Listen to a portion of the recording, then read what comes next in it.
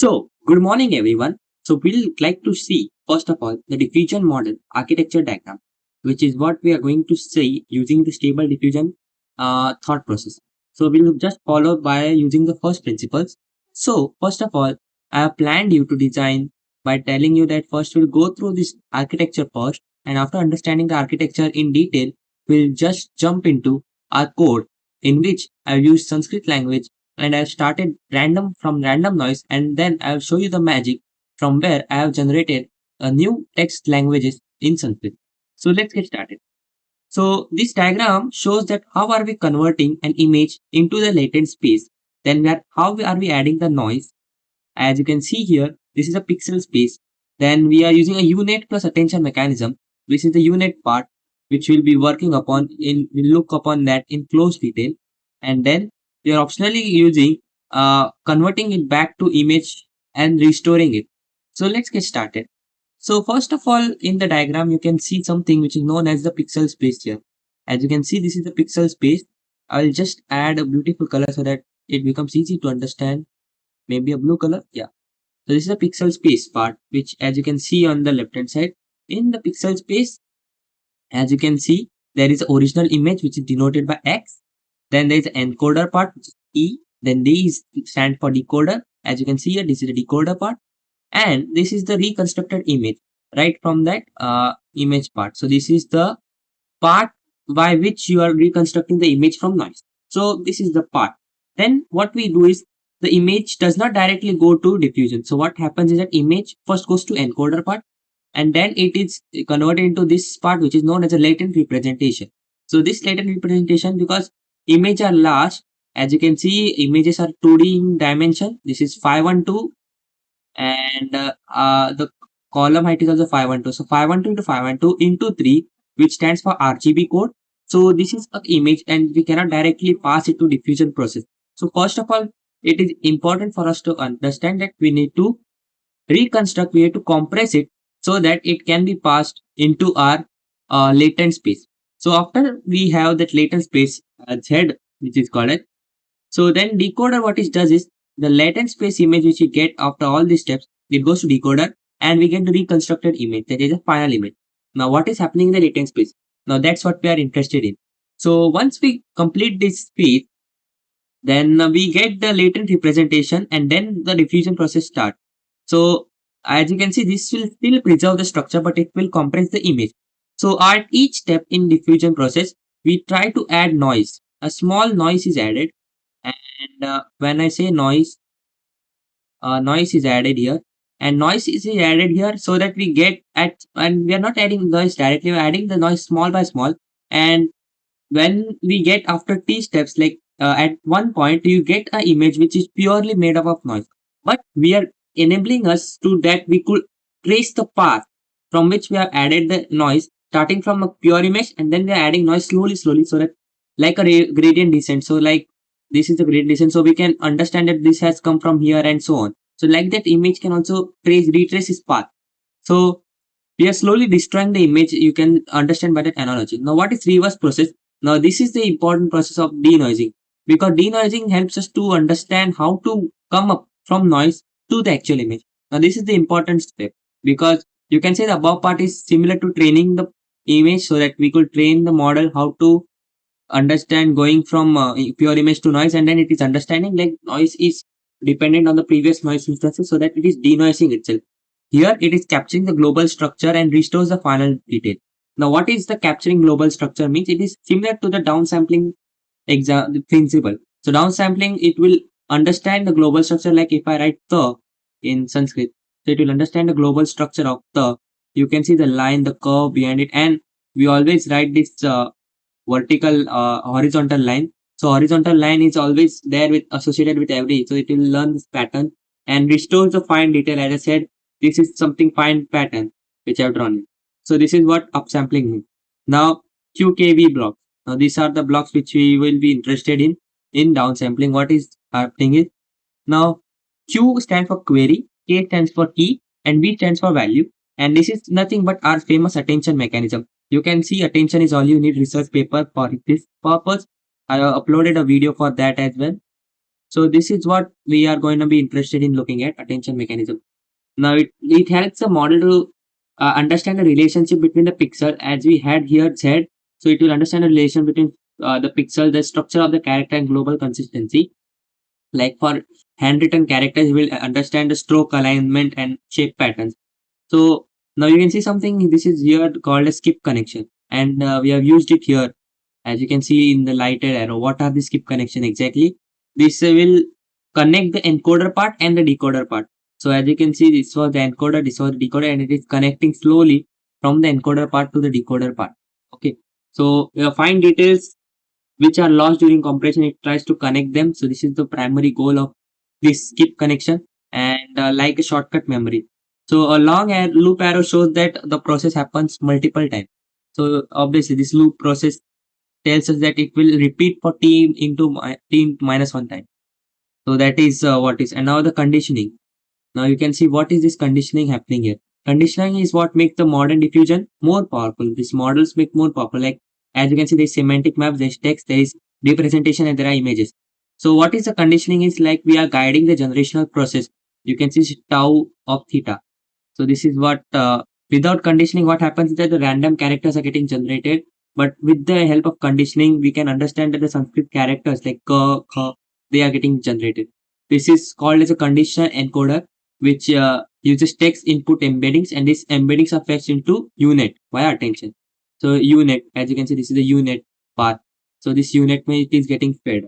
And cross attention, this QKV is nothing but the attention mechanism using cross attention. So the model aligns text image generation. So after given condition. So like what am I drawing? So what should I look for? So we can just switch and concat the things easily. So we can just summarize what I've said earlier from now. So first of all, we are using the encode part. This is the encode part.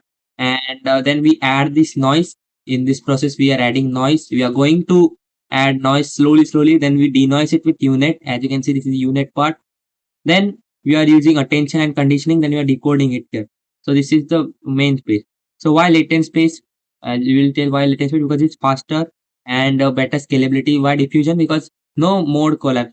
GAN, what happens is that there is a mode collapse, generative adversarial network. So why attention? Because we know attention, it may be happening that you have a wrong para, and I can start like I speak Hindi, and then a long para, but which country do I belong? So it is not possible for the model to underlie. This is not important. It has to keep track of this information. So attention is really important to understand. Like, okay, the model had already, it should generate insights from the previous sentence, and it should be able to recognize the pattern from the sentence. So the model compresses an image, destroys it with noise, and then learns to rebuild it step by step. So this is what our diffusion model is.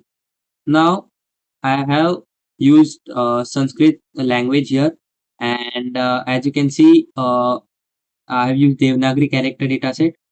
And once I tell Devanagari character dataset, that is being used because we were given an assignment so that we could generate our own images using this dataset. So first of all, what I did was, so imagine I was given with a pure noise like TV static, and I was able to ask to write a handwritten Sanskrit character. So this is what the diffusion model I use help of, and then this is used to unzip the file zip path. I just uploaded my file, and using this I unzipped it, and after that I just find out where it is unzipped here. Then I have started reading images from the file. So I have given the dataset path and the images and labels. So I was able to store the images. Now, as you can see, the total images loaded were 2300. I'll just go with this line. This is the important line, because what does it do is it will grayscale is what is uh, we are reducing the computation channels. Like there are three channels, we're reducing it to one. Like RGB, we are reducing it to grayscale code so that we could compress the image actually. And originally, and then we are resizing it 64 by 64 as I showed you earlier here. So for this part, we need a proper image in 64 by 64 to compress it. So this is what the part we have done so far. So small is always faster, and some of the images I've showed you here, and this is that's it. Then I'll show the shape. Now, as I said, I have converted it 64 into 64 into 1, so that's why it resized easily. Now, what I have done is that in pages that I have used, that I have saved for the अपने diffusion trading model. So this is why runtime is disconnected because of the large time it took. But then you can see the training config. So first of all, you can see the image size. Then you can see the train batch size 32. The number of epochs which I have defined is 100. Then we can see the learning rate 1 alpha. Then warm up step 500. So epochs are how many times the model sees the data. So I have written it 100. I tried with 3, 10, 20. I found it after 100 it is trying to give better results. But Colab after 100 tries to give runtime disconnect error. So you need to be careful in deciding epochs. You can't use it more than limit, because otherwise you have to restart your project from right from the structure. 100 was something I could tune easily, and it takes around 2.5 hours to run this entire you can say collab notebook. So that's what learning rate is, how big steps it takes after learning the wrong way. So I took standard 1e minus 4, and you can see Devanagari diffusion output directory. That I created output directory through that I could store the testing model images.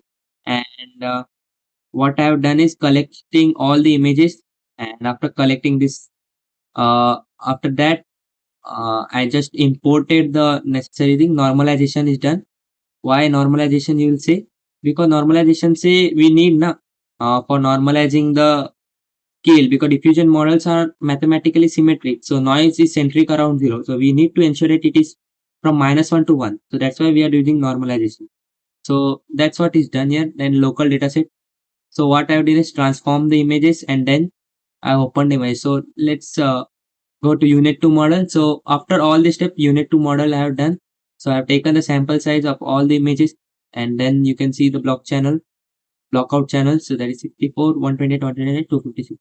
And after that, what I have done is that I use noise scheduler, DDPM scheduler, and this is an optimizer used so that noise is getting added continuously with the help of learning rate. So as I said, you the forward process of adding noise is been done here, and this is what is done now. This is the main part, because here we are actually trying to train the model. So this is number of epochs, as I said you, this was 100 defined, and for every images in the load we are trying to do this part of adding the noise engine going back and forth. So it is trying to understand the model, and I have used it for 100 epoch. So this is what I got the results. As you can see, 0 to 99 is basically 100 epoch. And after that, using DDMP pipeline again. So now I'm denoising it. I'm trying to understand. I'm going to noise, give him noise, and try to understand what it predicts. So the results are very fascinating, and I think you should also see that. So this is a noise scheduler. I've added batch size of 16, and then I've stored up the first 16 images, and you can see at 100 epochs it looks really nice. One can recognize this is b, p, l. This can be her, yeah, who, I, well, it is learning something. It's a the, and this is her, and that's why you can at least at this point low. So you can understand that it is trying to recognize some of the key aspects. You can see more often vertical lines somewhere. You can see the horizontal lines, which shows that you always write alphabets like that, horizontal lines. So that's it is trying to understand that the patterns from the images, and I think that's a great success at 100 epoch. And I think once I could at least run this for more epochs and maybe add more data to this, because currently my data set size, you can see it was in hundreds or in thousands. I showed you here 2300. Yeah, so 2300. I think that if I could add some more images, like around lakh images, because it can actually see, you can see here it had great quality images but less number of images, so that I could at least was able to perform this on this 2300. And I think increase number of epochs at this point won't help here, because I think you can just tell this model to improve such things where the complexity of the characters increase. But this is still a huge achievement at this point, which is starting from noise and it is ended up here in just 100 epochs. So I think that's a fascinating job, and that's it from my side. I think you love this, and thank you so much.